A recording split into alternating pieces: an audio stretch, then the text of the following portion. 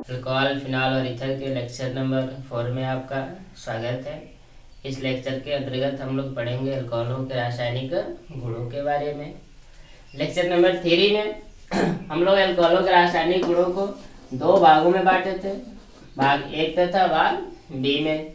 भाग 1 के अंतर्गत हम अल्कोहलों की उन अभिक्रियाओं को रखे थे जिनमें ऑक्सीजन तथा हाइड्रोजन के मध्य निर्मित बंध टूटते हैं, और भाग बी के अंतर्गत उन अभिक्रियाओं को रखे थे जिनमें कार्बन तथा ऑक्सीजन के मध्य निर्मित बंध टूटते हैं।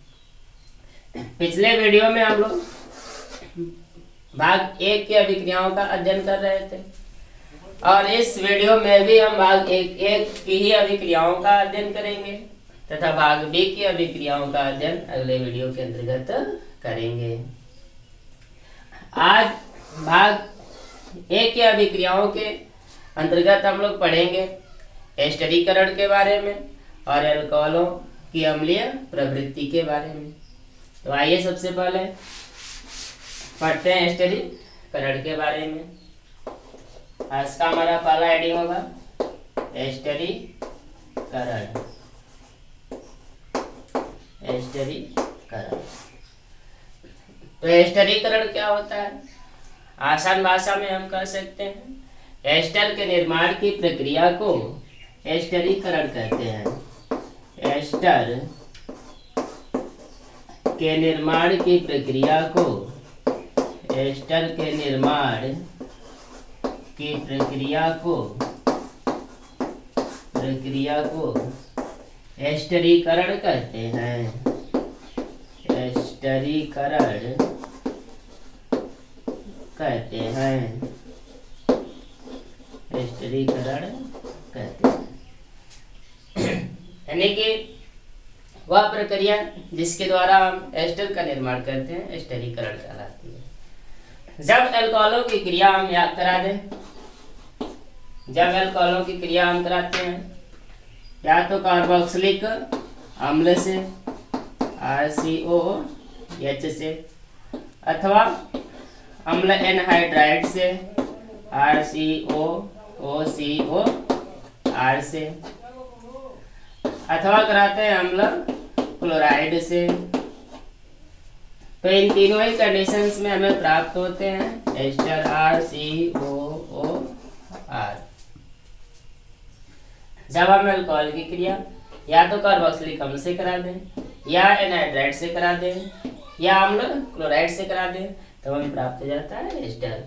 और इन सभी प्रक्रियाओं को जो है हम एस्टरीकरण कहते हैं। आइए अब इन सभी अभिक्रियाओं को एक एक करके देखते हैं। सबसे पहले ले लीजिए अल्कोहल को ROH, और इसकी क्रिया करा दीजिए RCOOH,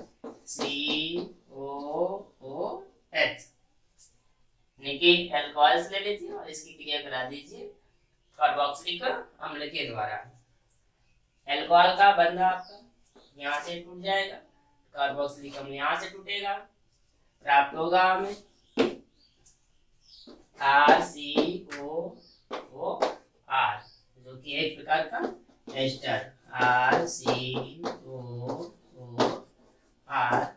प्लस प्राप्त हो जाएगा आपका H और OH H2 प्राप्त होगा H2। अब जैसा एस्टर बनाना होगा R की जगह पे हम वैसा मान ले लेंगे।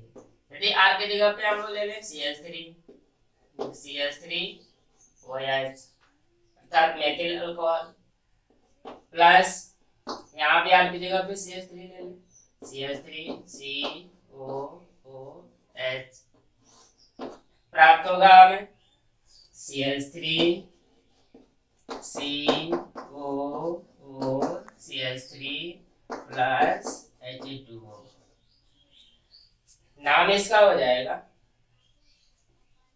जैसे एस्टर जो होता है तो एस्टर में 2 एल्किल समूह होते हैं। एक एल्किल समूह ऑक्सीजन से जुड़ा होता है और दूसरा एल्किल समूह जो है कार्बोनिल कार्बन से जुड़ा होता है। तो सबसे पहले ऑक्सीजन से जुड़े हुए एल्किल समूह का नाम लिख लेते हैं।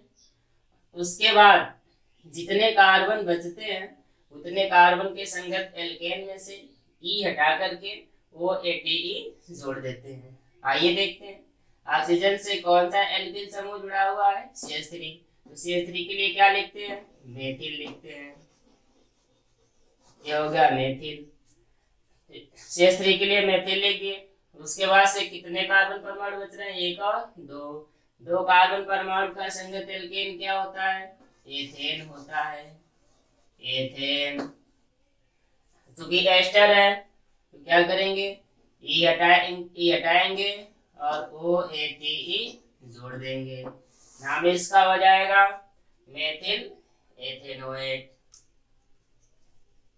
अगर CH3 की जगह पे हम लोग ले लें CH3CH2 CH3CH2 OH, यहाँ पर ले लें CH3 कार्बोक्सिलिक अम्ल से ही क्रिया कराया जाए, एसिटिक अम्ल से।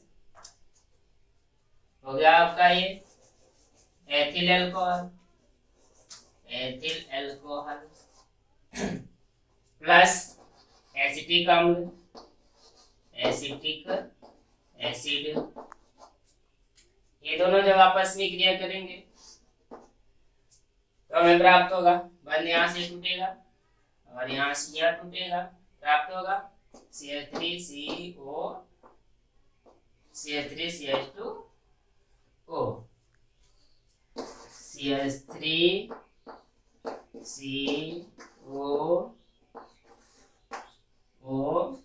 CH2 CH3। नाम इसका हो जाएगा।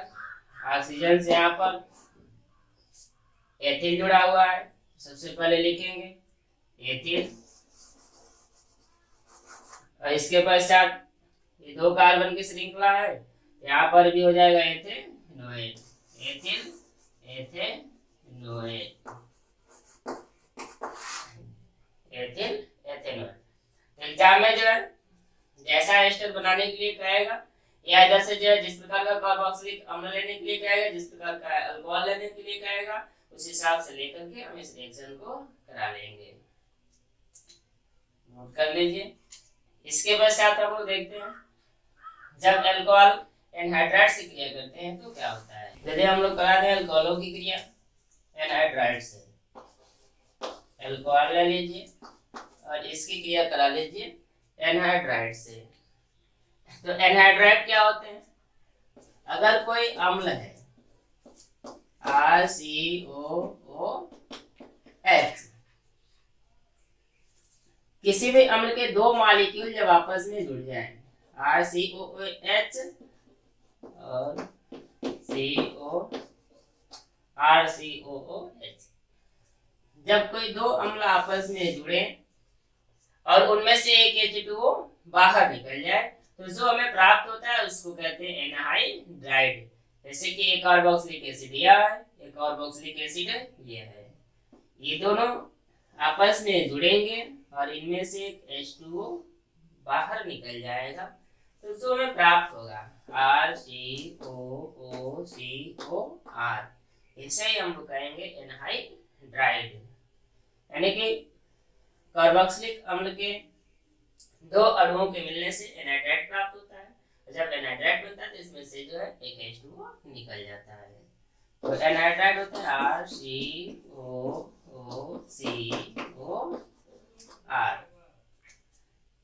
और जब हम एल्कोहलों की क्रिया कराते हैं एनहाइड्राइड के द्वारा RCOOCOR के द्वारा, तब भी हमें प्राप्त होता है एस्टर।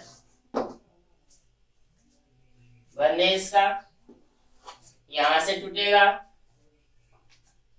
और यह बंद यहां से टूटेगा, प्राप्त होगा हमें RCOOR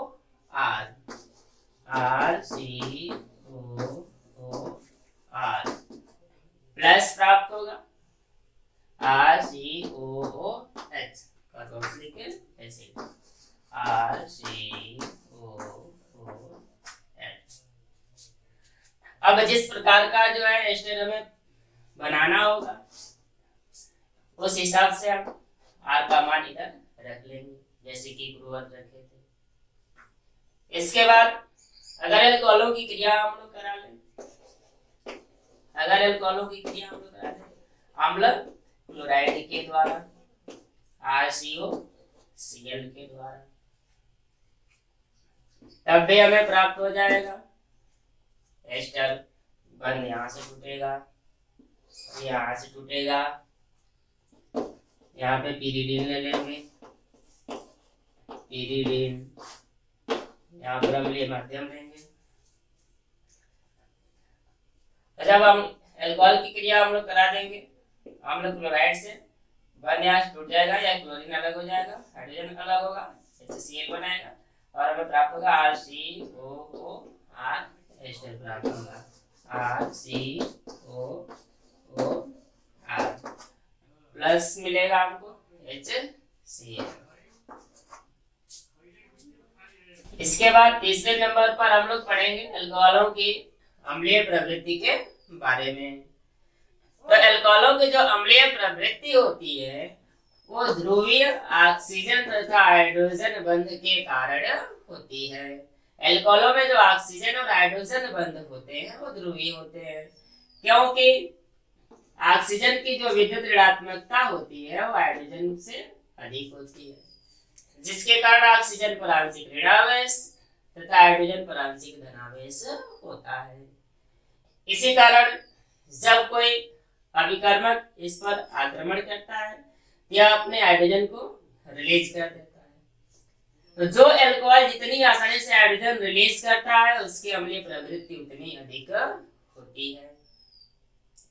अगर विभिन्न प्रकार के अल्कोहलों को हम देखें, 4 प्रकार के अल्कोहल प्राप्त होंगे। एक प्राप्त होगा हमें मेथिल अल्कोहल, दूसरा प्राप्त होगा प्राथमिक अल्कोहल, हालांकि मेथिल और प्राथमिक दोनों ही प्राथमिक ही हैं। दूसरा प्राप्त होगा प्राथमिक अल्कोहल,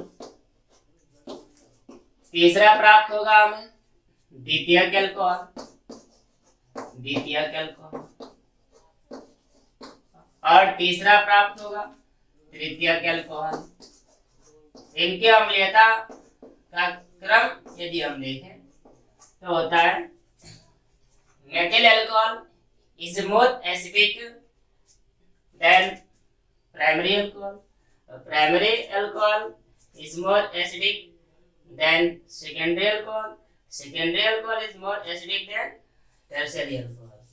कहने का तात्पर्य है कि मेथिल अल्कोहल की अम्लीयता प्राइमरी अल्कोहल से अधिक होती है और प्राइमरी अल्कोहल की अम्लीयता द्वितीयक अल्कोहल से अधिक होती है और द्वितीयक अल्कोहल की अम्लीयता तृतीयक अल्कोहल से अधिक होती है। अर्थात तो सबसे अधिक अम्लीयता किसकी होती है? तो मेथिल अल्कोहल। सबसे कम अम्लीयता किसकी होती है? तृतीयक अल्कोहल की। मतलब सबसे अधिक आसानी से हाइड्रोजन कौन रिलीज करता है? तो मेथिल अल्कोहल। और सबसे कठिनता से हाइड्रोजन कौन रिलीज करता है? तो तृतीयक अल्कोहल। अब इसके कारण को थोड़ा सा हम लोग देख ले, आखिर क्या कारण है कि जो है यह आसानी से हाइड्रोजन दे देता है और ये तृतीयक अल्कोहल नहीं देता है। तो इसका कारण है जैसे जैसे हम लोग आगे बढ़ते हैं अल्कोहलों से जो इलेक्ट्रॉन दाता समूह जुड़ते जाते हैं, जो R होते हैं, R की जगह पे हम लोग क्या क्या ले सकते हैं? R की जगह पर या तो CH3 ले सकते हैं, नहीं तो CH3 CH2 अर्थात C2H5 ले सकते हैं। इसके अलावा भी हम कोई भी एल्किल समूह ले सकते हैं। तो जो एल्किल समूह होते हैं ये इलेक्ट्रॉन दाता समूह होते हैं। ये एल्किल समूह क्या करते हैं? कार्बन पर इलेक्ट्रॉनों के घनत्व को बढ़ा देते हैं। और जब कार्बन पर इलेक्ट्रॉनों का घनत्व बढ़ता है तो फिर ऑक्सीजन परमाणु पर भी इलेक्ट्रॉनों का घनत्व बढ़ जाता है। तो कार्बन से जैसे जैसे इलेक्ट्रॉन दाता समूहों की संख्या बढ़ती जाती है, कार्बन के साथ साथ ऑक्सीजन परमाणु पर भी इलेक्ट्रॉनों का घनत्व बढ़ता जाता है, जिसके कारण ऑक्सीजन तथा हाइड्रोजन बंध की जो ध्रुवता होती है वो कम होती जाती है। और ध्रुवता जैसे जैसे कम होती जाएगी वह बंध जो उतनी कठिनता से टूटेगा, अर्थात हाइड्रोजन उतनी कठिनता से रिलीज होगा। यहाँ पर कोई इलेक्ट्रॉन दाता समूह नहीं है कार्बन के पास। यहाँ पर कार्बन पर इलेक्ट्रॉनों का घनत्व अधिक नहीं है। हाइड्रोजन पर भी जो इलेक्ट्रॉनों का घनत्व अधिक नहीं है, जिसके कारण जो है यह बंध सबसे अधिक ध्रुवीय होता है और यह आसानी से हाइड्रोजन रिलीज कर देता है। तो सबसे अधिक ध्रुवता होती है मेथिल अल्कोहल के OH बंध की, और सबसे कम ध्रुवता होती है तृतीयक अल्कोहल के OH बंध की। यही कारण है कि इसकी अम्लता सबसे अधिक होती है और इसकी अम्लता सबसे कम होती है। यानी कि सीधी सी बात है, बस एक चीज याद रखना है, कार्बन से जैसे जैसे इलेक्ट्रॉन दाता समूहों की संख्या बढ़ती जाएगी उसकी अम्लता घटती जाएगी। इसी के साथ हम इस लेक्चर को समाप्त कर रहे हैं।